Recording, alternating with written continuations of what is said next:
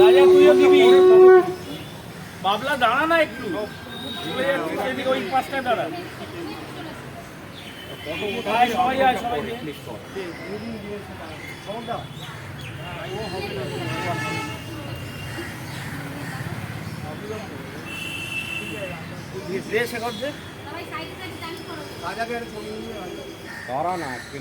রঞ্জন দাও তবে এত ফুটো পাটি কি রে?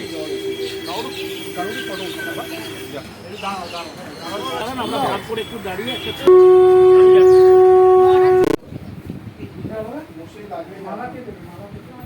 দাঁড়িয়ে হবে।